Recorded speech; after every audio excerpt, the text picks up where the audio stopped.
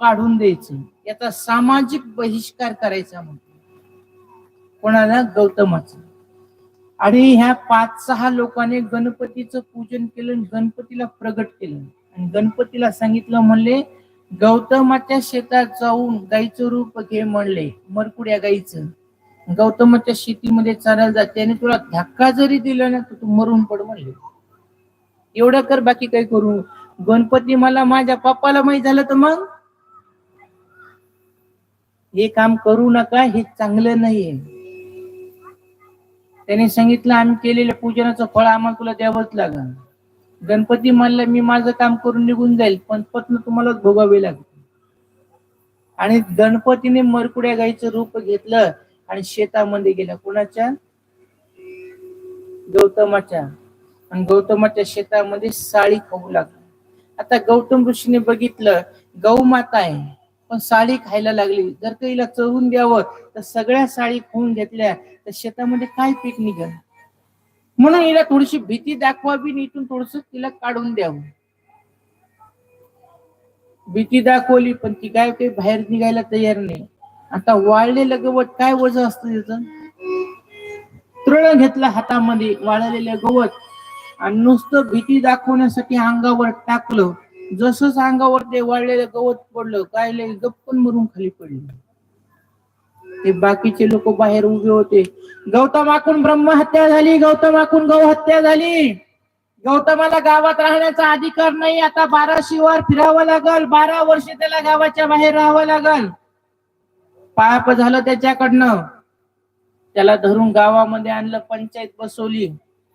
गौतमा, तुझ्याकडून गो हत्या झाल्यामुळे तुझ्याकडे पाप आहे आणि त्या पापाचं प्रायश्चित्त आहे गंगेला तुला प्रगट करावा लागल आणि गंगेमध्ये स्नान करून तुला पुन्हा आमच्या गावात यावं लागल, तोपर्यंत तुला गावात राहता येणार. गौतमाने सगळ्यांची आज्ञा शिरोधारी मानली. साधूसी न कळे दुर्जनाची बुद्धी. साधूला ह्या जगातलं सगळं करतं पण कुटील बुद्धीचे लोकांचा स्वभाव कळत नसतो. गौतम ऋषी तिथून निघाले, ब्रह्मगिरी पर्वतावर गेले आणि ब्रह्मगिरी पर्वतावर ओम नमः शिवायचं 12 वर्ष अनुष्ठान केलं. किती वर्ष? 12 वर्ष. आणि 12 वर्ष पूर्ण झाल्यावर भगवान शंकराने दर्शन दिलं आणि भगवान शंकराने सांगितलं, गौतम कशासाठी एवढं तप केलंय? त्याने सांगितलं, प्रभू माझ्याकडून गौ हत्या झाली म्हणून माझ्याकडे पाप आहे आणि त्या पापाचं प्रायश्चित्त आहे गंगेमध्ये स्नान करायचं. म्हणून ती गंगा तुमच्या जटेमध्ये आहे, त्या गंगेला इथं तुम्ही प्रगट करा, मी स्नान करेल आणि पुन्हा माझ्या बिरादरीमध्ये माझ्या लोकांमध्ये मी जाऊन राहील. भगवान शंकराने सांगितलं, तुझ्या संग हे कट कारस्थान झालं पण 12 वर्षाचं अनुष्ठान तू केलं, तुला माझं दर्शन झालंय, मी इथं गंगेला प्रगट करणार. ब्रह्मगिरी कोणी कोणी पाहिली? ब्रह्मगिरीच्या वरती जिथं जटा आपटलेले तिथं भगवान शंकराच्या गुडघ्याचे 2 ठसे आहेत. गुडघे टेकले, जटा सोडल्या, जटा आपटल्या, गंगे गंगे गंगे म्हणून भगवंताने आवाहन केलं गंगाचं आणि गंगा माता तिथं प्रगट झाली. बोल गंगा मैया की जय. नमामि गंगे तव पाद पंकजम सुरासुरेर वंदित दिव्य लोकम भुक्तिं च मुक्तिं च ददासि नित्यं भावानुसारं सदा नरा. गंगा मातेचं दर्शन झालं, पवित्र गंगेमध्ये स्नान केलं आणि गौतमाने सांगितलं, जसं माझं पाप तुम्ही नष्ट केलं गंगा मैया, तसं इथं येणाऱ्या प्रत्येक यात्रेकरूचं सगळं पाप तुम्ही नष्ट करण्यासाठी अखंड ह्या ब्रह्मगिरीवर प्रवाहित राहा.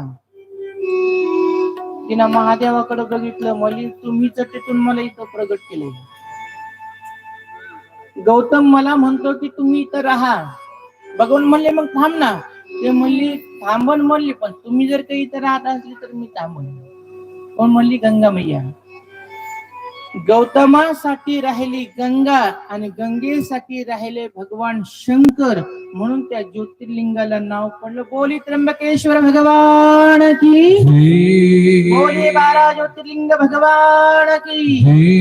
असं सुंदर 12 ज्योतिर्लिंगाची कथा आपण ऐकली आणि 12वं ज्योतिर्लिंग नाशिकच्या भूमीमध्ये प्रगट झाला. तर शेवटचं भजन होईल, तोपर्यंत आरतीचे यजमान या आणि लगेच